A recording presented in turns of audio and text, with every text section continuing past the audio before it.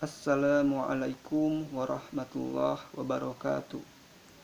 Alhamdulillahirabbil alamin wa bihi nasta'in wala umur dunya waddin wassalatu wassalamu ala asrafil anbiya'i wal mursalin wa ala alihi wa sahbihi ajma'in amma ba'd.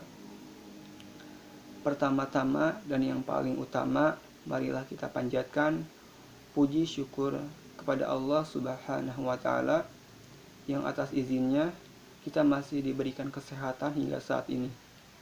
Dan tak lupa juga sholawat beserta salam semoga tercurah limpahkan kepada junjungan kita, suri tauladan kita, Nabi Muhammad SAW. Selamat pagi menjelang siang. Bagaimana kabarnya? Baik, di sini saya Muhammad Rizki sebagai moderator kelompok 5 mata kuliah kajian Kitab Kuning Sejarah Peradaban Islam akan memandu jalannya presentasi pada siang hari ini, di mana kelompok kami akan membahas tentang masa kedua kehidupan Nabi SAW.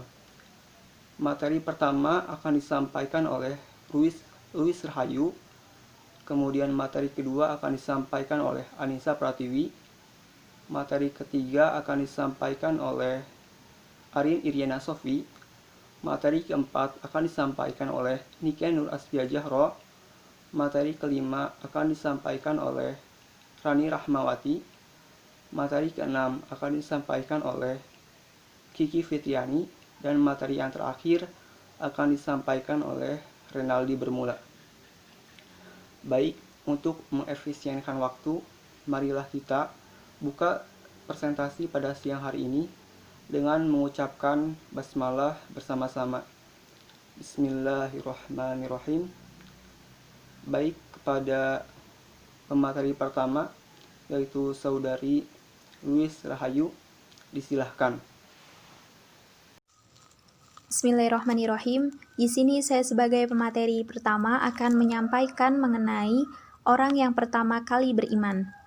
Sebagaimana yang sudah diketahui, Mekkah merupakan sentral agama bangsa Arab. Di sana ada peribadatan terhadap Ka'bah dan menyembah terhadap berhala dan patung-patung yang disucikan seluruh bangsa Arab. Cita-cita untuk memperbaiki keadaan mereka tentu bertambah sulit dan berat jika orang hendak mengadakan perbaikan jauh dari lingkungan mereka. Sangat lumrah jika Rasulullah SAW menampakkan Islam pada awal mulanya kepada orang yang paling dekat dengan beliau. Dalam tarikh Islam, mereka dikenal dengan sebutan As-Sabbihunal Awwalun atau orang yang pertama kali masuk Islam. Setelah turun Quran Surat Al-Mudatsir ayat 1-7 yang menyuruh Rasulullah SAW menyeru kepada agama Allah, beliau menyeru kepada keluarga, sahabat-sahabat terdekatnya, dan pokok-pokok ajaran agama Islam. Perempuan pertama yang beriman yaitu Siti Khadijah. Ia sangat percaya terhadap kebenaran Nabi Muhammad SAW. Dan yang kedua yaitu Zaid bin Haritsah.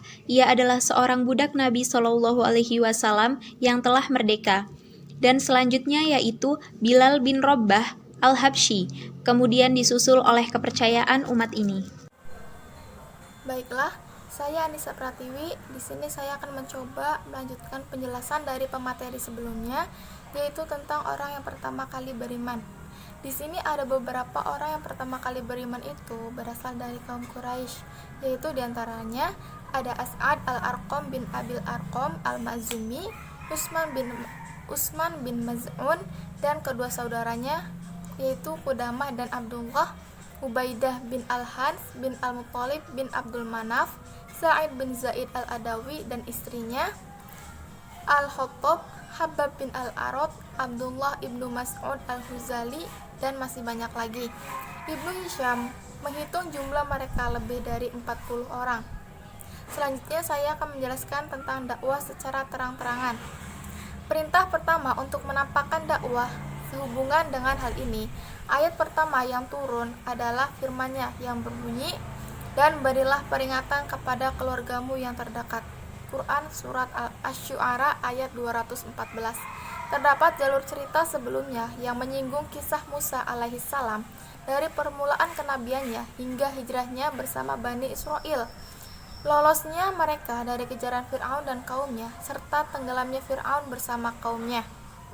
Kisah ini mengandung beberapa tahapan yang dilalui oleh Musa dalam dakwahnya terhadap Fir'aun dan kaumnya.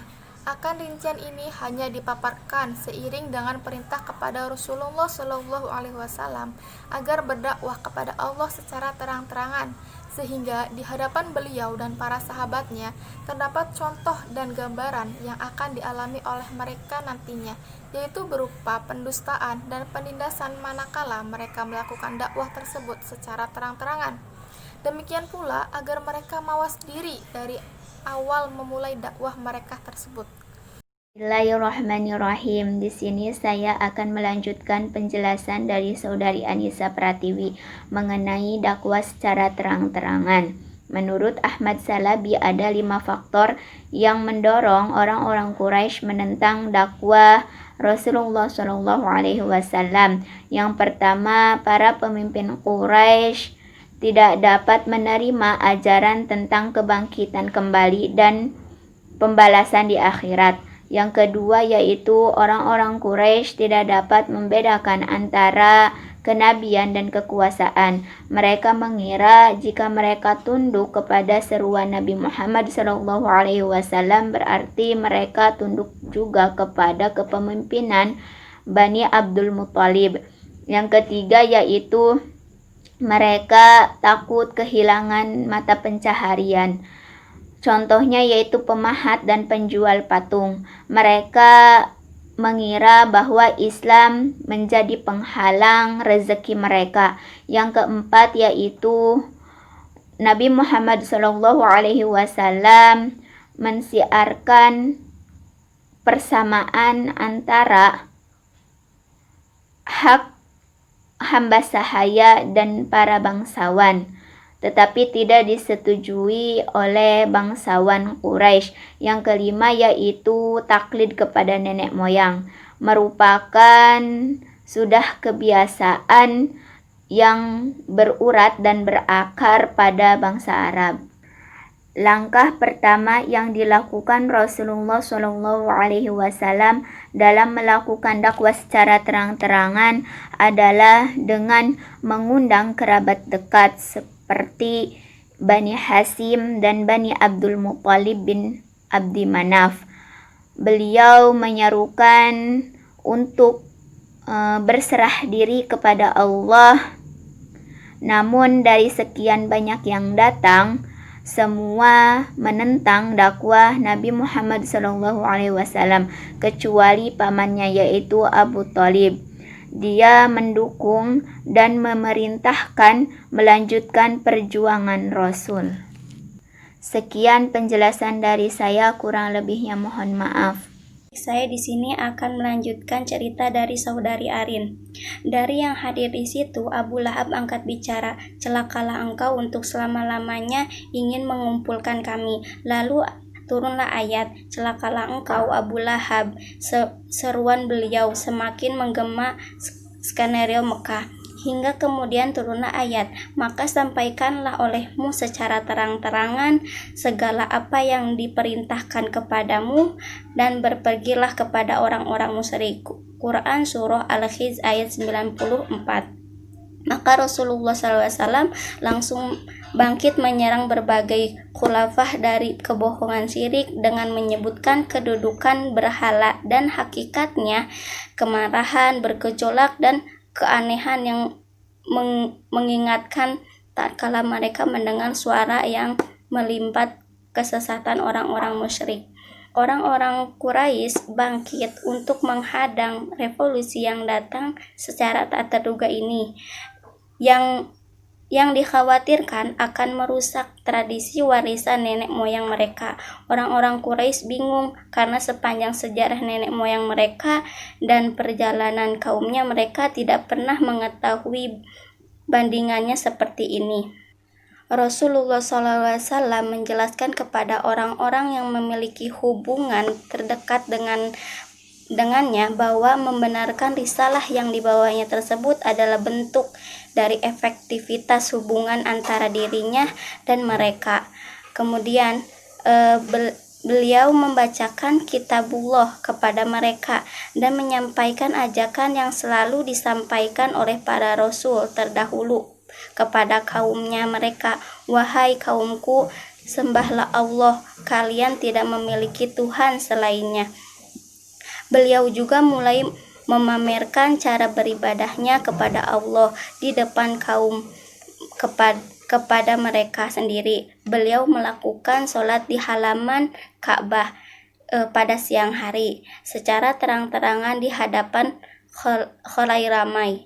Dakwah yang beliau lakukan tersebut semakin mendapat sambutan sehingga banyak orang yang masuk ke dalam Baitullah satu persatu. Namun kemudian antara mereka yang sudah memeluk Islam dan keluarganya mereka yang belum memeluk Islam terjadinya saling membenci, menjauh, dan berkeras kepala. Baik, di sini saya akan menjelaskan mengenai proses dakwah secara terang-terangan yang dilakukan oleh Nabi Muhammad SAW. Seperti yang sudah dijelaskan pada pemateri sebelumnya, bahwa dalam hal ini kaum Quraisy mengetahui bahwa delegasi Arab akan datang ke negeri mereka. Oleh karena itu, mereka melihat perlunya merangkai suatu pernyataan yang nantinya secara sepakat mereka sampaikan kepada delegasi tersebut perihal Muhammad agar dakwahnya yang diajarkan tidak memiliki pengaruh yang signifikan terhadap jiwa-jiwa mereka, yaitu delegasi Arab tersebut.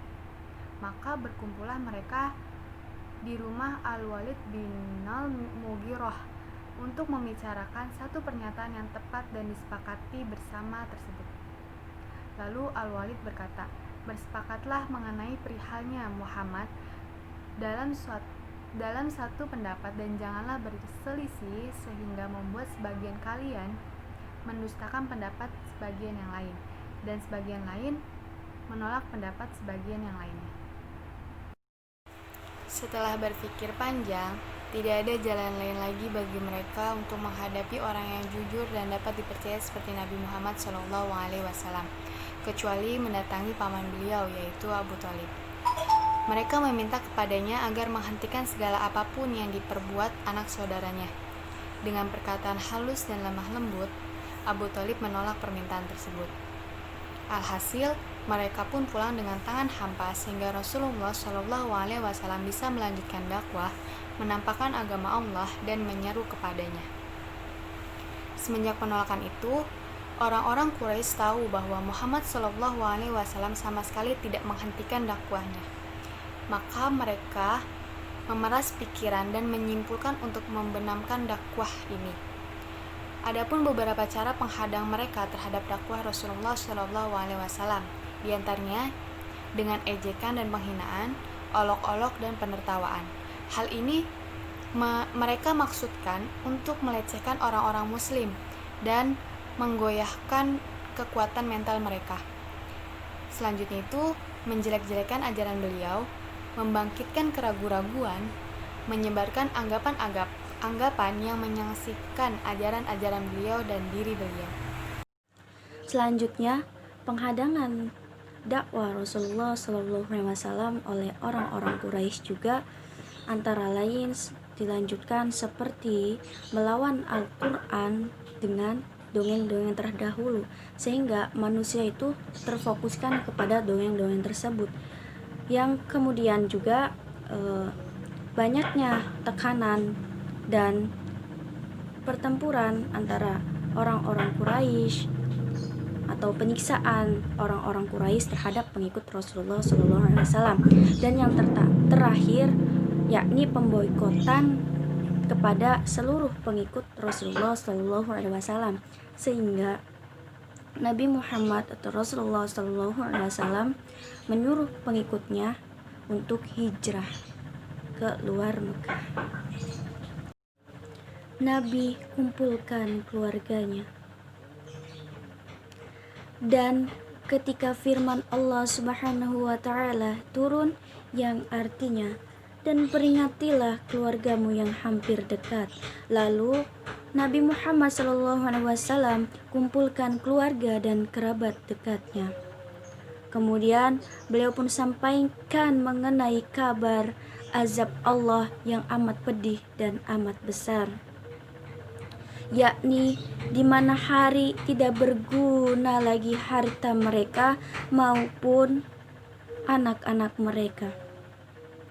Sebagian keluarga terdekat atau kerabat terdekat beliau pun menyepelekan kabar mengenai hal tersebut. Bahkan Abu Lahab pun berkata kasar terhadap beliau dan memerintahkan mereka untuk menangkap Nabi Muhammad SAW. Namun Abu Thalib mencegahnya dan mengatakan, "Demi Allah, selama kami ada di sini, Nabi Muhammad SAW akan kami jaga, akan kami lindungi." Bismillahirrahmanirrahim. Saya Renaldi bermula. Di sini saya akan melanjutkan materi dari teman sebelum saya tentang berdakwahnya Nabi secara terang-terang kepada keluarganya atau kerabatnya. Ketika Nabi Muhammad SAW menerima wahyu Quran surat Asy-Syu'ara ayat 214-216, beliau langsung mengumpulkan saudaranya atau kerabat-kerabatnya dengan mengatakan bahwa sesungguhnya seorang petunjuk tidak akan mendustai atau berdusta kepada keluarganya sendiri. Demi Allah, seandainya aku berdusta kepada manusia, maka aku tidak akan mendustaimu. Dan seandainya aku menipu manusia, maka aku tidak akan menipumu. Demi Allah, tiada Tuhan selain Allah. Sesungguhnya aku adalah utusan Allah kepadamu dan kepada semua manusia.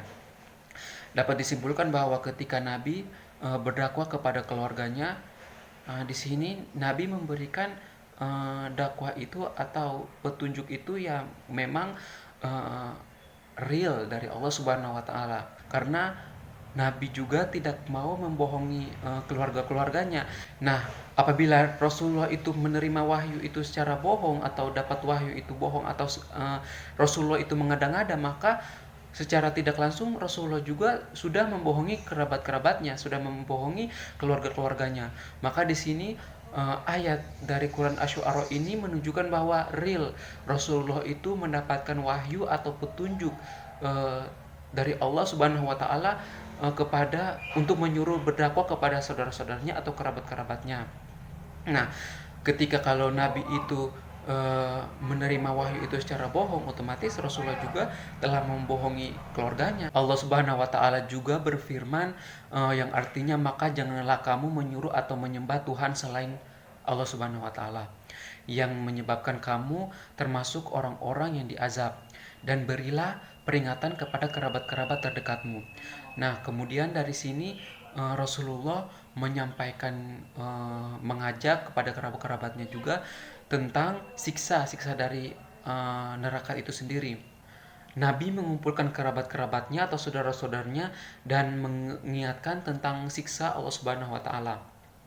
Beliau tegaskan bahwa beliau tidak dapat menyelamatkan mereka jika mereka durhaka.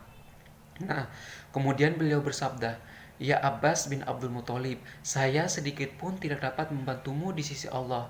Ya Sofiyah bibi Rasulullah, saya sedikit pun tidak dapat membantumu di sisi Allah. Ya Fatimah binti Muhammad, mintalah apapun harta yang kumiliki, saya tidak sedikit pun tidak dapat membantumu." Nah, di sini dapat diartikan atau dapat disimpulkan bahwa Rasulullah itu mengajak atau berdakwah kepada kerabat-kerabatnya untuk supaya mereka itu benar-benar yakin dan mau masuk ke agama Islam, karena beliau mendapatkan wahyu atau petunjuk untuk menyuruh dakwah kepada saudara-saudara atau kerabat-kerabatnya itu tujuannya itu agar menyelamatkan kerabat-kerabatnya, karena Rasulullah SAW sendiri tidak bisa membantu kerabat-kerabatnya itu apabila kerabat-kerabatnya itu masih non-Islam atau belum masuk ke agama Islam. Mungkin itu saja yang dapat saya sampaikan, kurang lebihnya mohon maaf. Wassalamualaikum warahmatullahi wabarakatuh.